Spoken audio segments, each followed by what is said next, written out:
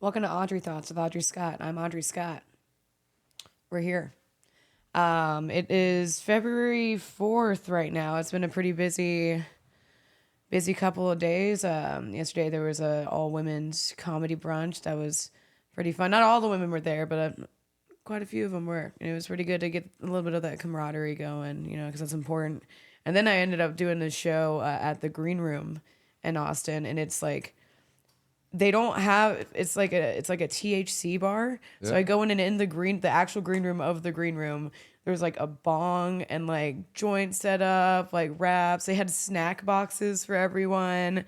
It was amazing. And then all the cocktails that they had like THC in them and stuff like that. So there was only alcohol like for donations and stuff, but it was great because it's like I feel like recently I've been working a lot on newer jokes and trying to polish newer jokes, but I think last night was a good authentic, like just about me and jokes about my life, and the audience was just a bunch of me's, just like ghetto stoners, which was fucking awesome because I thought I recognized two people outside and it was dark out.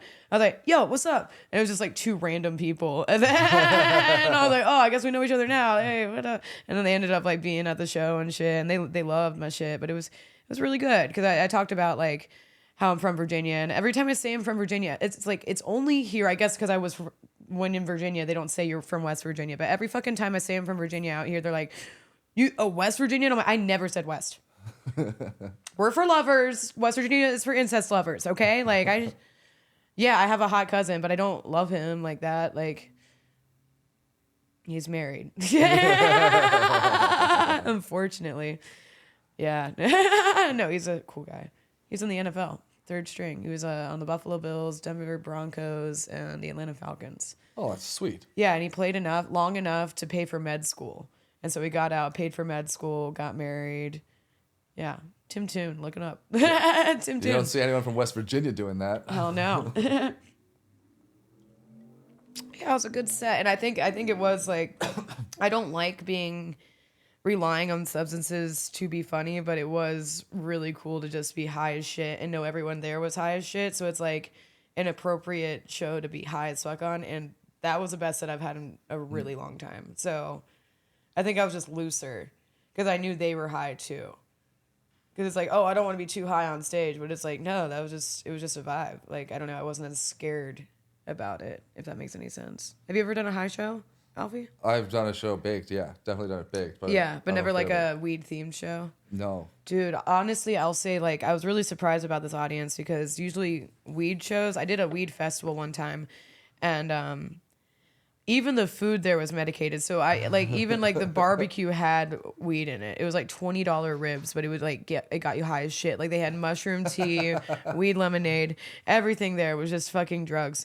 And by the time I got up, everyone's just so slow. Cause like you'll say a joke and then it'll take them like 3 minutes. You're like, like, and so I was kind of expecting that, but they were like lit. Like they were amped up tonight. Cause yeah, it's like a delay. It's crazy. With the high audiences, I'll just see them. Sometimes they just won't even make a noise. I'll just be like, with their fucking joint in their hand. I'm like, I need a noise. I need something, something. Oh, those are my least favorite people. The people that just smile.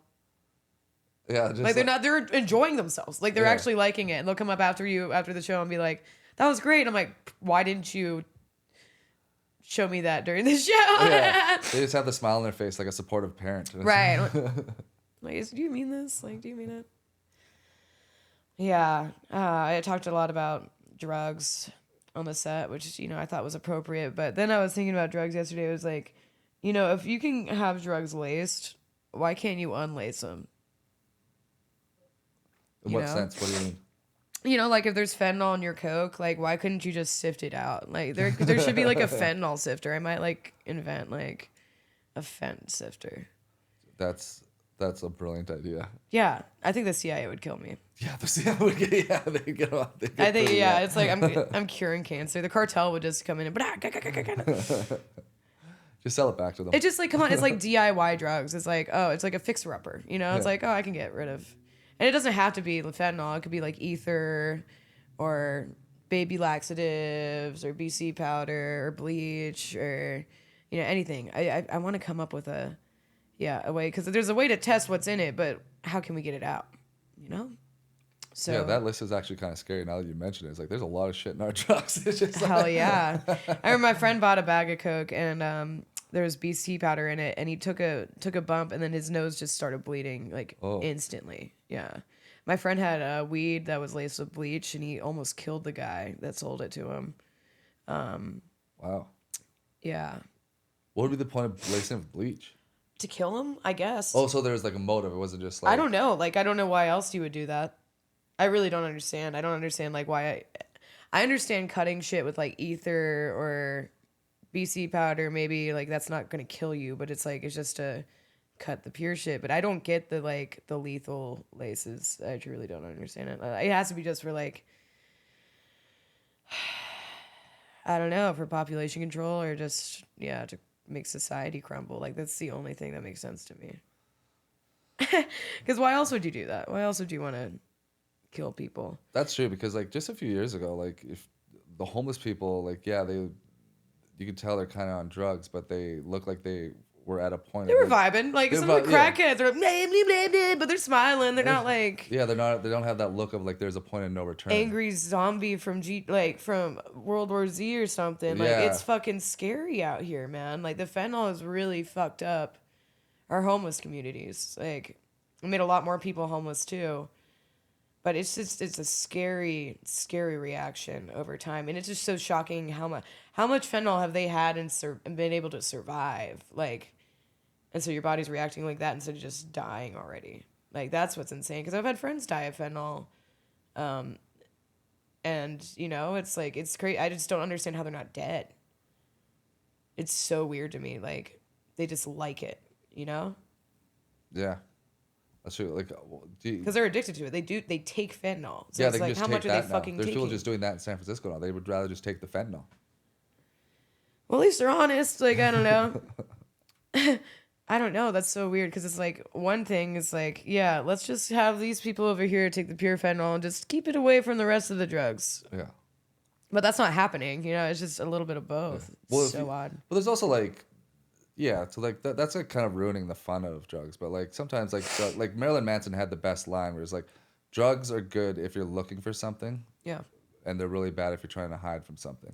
Yeah. So it's just like when you're looking for something, like what are your favorite? Like when you're just looking for have a good time, like what are your favorite? What do you love doing? I like weed. I love mushrooms. Yeah, acid. Like I feel like the psychedelics are like the real fun. I think I do. I like cocaine just for the energy, you know, just to keep moving. Sometimes it's like literally. Keep drinking, yeah. Well, not even just that. It's just like I get so tired. Yeah. And it's like I don't know. That has been my justification for it. But I'm like, get a damn coffee, you know.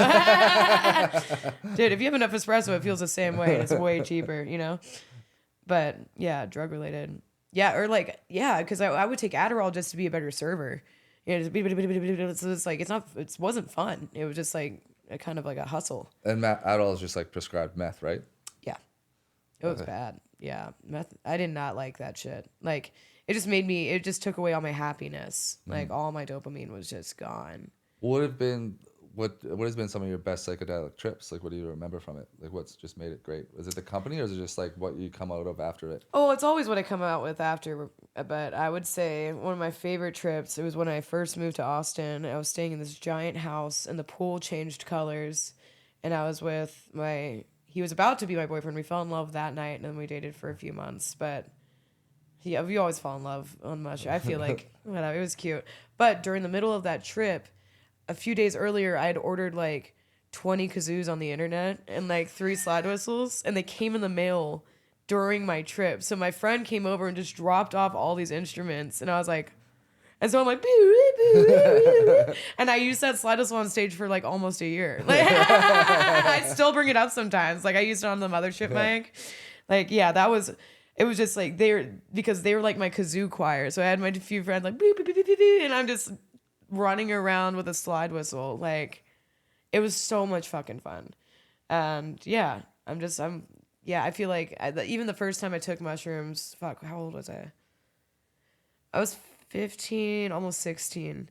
And it was just, I was like, oh, this is just me, but like more colorful. Like it's always been that kind of experience where I just felt more me, and it was just reassuring. I'm like, this is good. This is a good thing.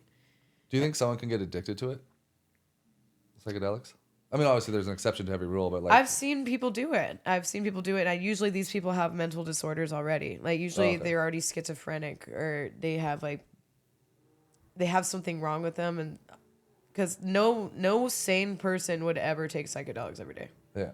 That's not a sane thing to do. Like non microdosing type of level, right? Correct. And I wouldn't even say like even if you're microdosing every day, like get over yourself. Like don't do that over like I think a good microdosing session is good, but Yeah. every fucking day, you're still crazy. Have you microdosed? Yeah. And then what was that like? So how long did you do it for? And what was Well, it like? I didn't really like I did it for a few days, and I took like I don't even remember how much I took, like less than 0.5. And it was just good. It was just like I like it cuz it kind of mushrooms give me energy as well. Okay. Kind of like Adderall, but without the mean like soaking of the dopamine. So I feel like yeah, small amounts of mushrooms for me just keep me focused, and I'm happy. So it keeps you focused on Yeah. what your task at hand is. Correct. And like, Because it's literally healing like the neurons in your like the connections and the nerves in your head.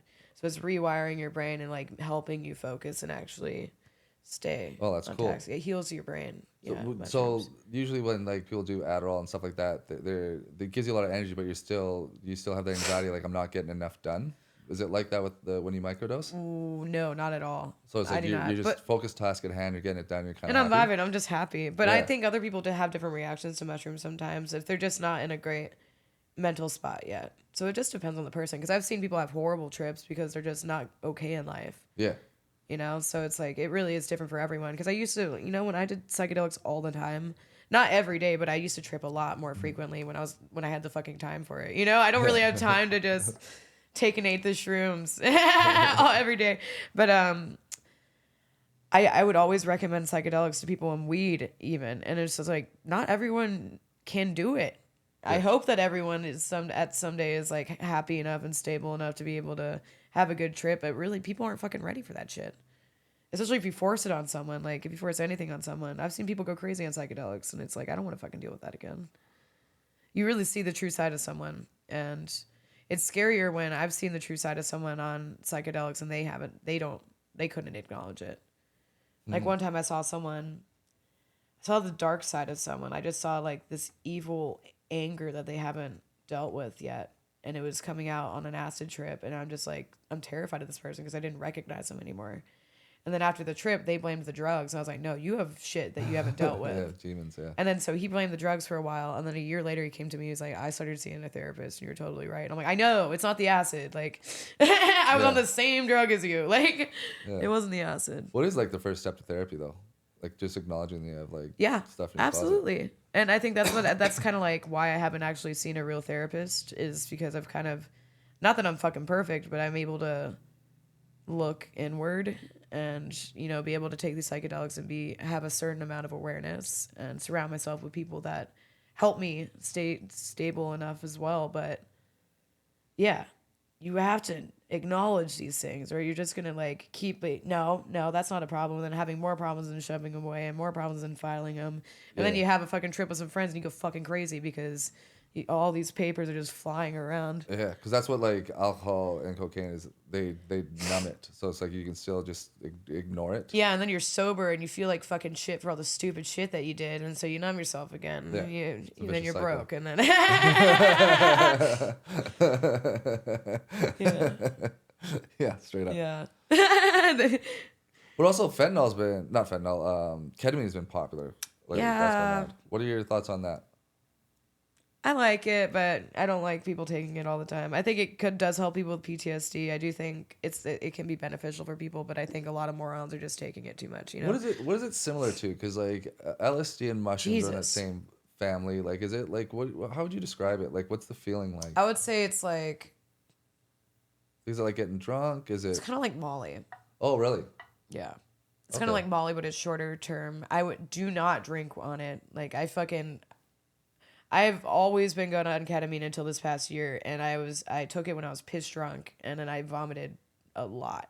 So don't you need to be like Okay. maybe some weed or something, but I wouldn't drink on it. But just do like I mean, I don't know how much a key bump is, but I usually do like one key bump. And it's similar to MDMA.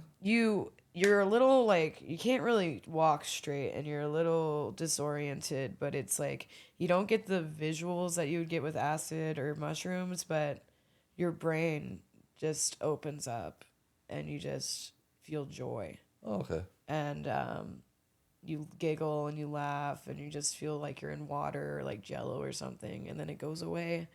Shit, probably like 20 minutes. Maybe like I would say it fully leaves your system after an hour, depending on how much you've done. Okay. But it's really fun. It's really fun. I like it. Yeah. I like ketamine. I've done it with Swiggy a lot. Swiggy! Oh my God. Yeah, drugs. Yeah, so I'm going to start like trying to delay some because drugs can be fun. But yeah, I've seen like I had this one guy friend and he took acid like every day. And he was already schizophrenic, and I visited him like a year after knowing him at that point, and he was fucking insane. He was just like his brain was so fucking fried. He was like, yeah, they keep bringing me to the hospital because the government is afraid of me, and like testing, and the third eye is burning in the middle of my head. I'm like, you're just scratching your forehead a lot, but you're clawing at your brain, dude, like because there's nothing left. Yeah. I think I've been trying to work on two things, self-accountability and self-awareness. And so I'm still drinking. I'm still doing whatever I want, but it's more like, why am I doing it? And because I'm like, I like drugs. Drugs are cool. But like, what's the purpose behind it? Are you upset? Are you ignoring something? Yeah. Are you putting something off? Have you accomplished things to where you can smoke this blunt or like snort some ketamine? Well, I think you get a lot of stuff done. Like I don't think you should be hard on yourself because you are definitely a go getter and you definitely get shit done. And Yeah. like you're very reliable. I think you're very reliable. Thanks. So I think like when we talk about the Marilyn Manson thing, I think you're looking for something as opposed to like trying to hide Yeah, for something. that's Like, fucking true. Yeah. Like it's like like you just said, like I'm having fun. Like, it's just like you're in your 20s. I really am. And Yeah. it's just like so. It's just like then when it's not fun anymore, I think that's when you're gonna stop. Yeah. So it's like I think you're worried about that, but it's just like no, like you're Audrey Scott, you're killing it. That is true. That is true. But it's like accountability is a great way to go about it. It's just like yeah, if I want to keep enjoying it, I gotta have some accountability. Right, because I don't want to be a fucking asshole Yeah. and like be embarrassed and like, yeah, just like be a problem. Like I don't want to be a fucking problem. I don't Yeah. want to be banned from anywhere. I don't want to like be on a no drink list. I don't. Have you ever been banned from anywhere? Absolutely. Well, okay. Absolutely. I was gonna say absolutely not, Oh. but I kind of like I've never been officially banned, but I have like, like I've had bartenders fall in love with me and then I broke their heart and then they don't want me to show up again, kind of thing. So I've never been kicked out of anywhere, but I have like been asked not to come back because they're too sad to look at me. I think that's happened twice, but yeah, that's the. I've never been for conduct. I mean, I've gotten close. I've gotten away with. I'm not gonna say anything. I'm not gonna say. I mean, I can't believe I just got yelled at for a few weeks ago for doing whippets on the patio of Creek. I'm just like, why did I think that was okay? Because I'm 24. And then I was like, sorry guys, I'm a retard sometimes. I got a little bit of it though. I like was sucking the balloon. That's hilarious. I'm so stupid. Did Like, someone say something? yeah, the owner, Rebecca, was outside. Of all the times. Yeah, and I'm just of all like the staring times. at her with the balloon in my hand. I'm like, oh, I probably shouldn't have done that, huh? That's yeah, because of all the people that see you too. Yeah, and she was like very on brand for me, so I was just like, okay, sorry. Oopsies. My bad. I'm 24. I can't play that card like too much. I mean, I'm gonna be 25 next month, but I can't be like, I'm in my 20s. Which, oh my god, I'm almost halfway through my 20s. That's crazy. Have you thought about the 27 Club? I'm not worried about that shit. Yeah. It's like just take 27 off and just go hard again. 28, 29 is like I made it. Yeah. You're like, you fuckers thought I was gonna go. I've beaten every bet. Everyone in high school thought I'd be dead already. So Fucking assholes. How far over the like? Is there any instances in high school where they would think that? Like, what was No, my friends are betting that I would die by 23 because the guys you dated, or because like how hard you because partied? of everything. Because of everything I did, like because of the shit I sold, because of the guys I dated, because of everything I fucking did every day, So all like the time. they're I've always just been doing crazy shit. Like I've just never not been doing crazy shit for a while. so it was like kind of like the game of Clue. So like Audrey Scott would die. Yeah, they don't know at how. the club from fentanyl. Yeah, gave drinking to and her bar. driving, like gonna get murdered by someone. Like what's gonna happen? Yeah, spin the wheel. Like yeah, I'm pretty impressed too. Like I've been in some situations where it's been close. So Yeah, you've lived a long life. yeah, yeah, I keep on living. Thank y'all for coming to the show. Or to the podcast show. Thanks for coming to the Audrey Scott show. Thank you for listening. I'm gonna have some shows coming up.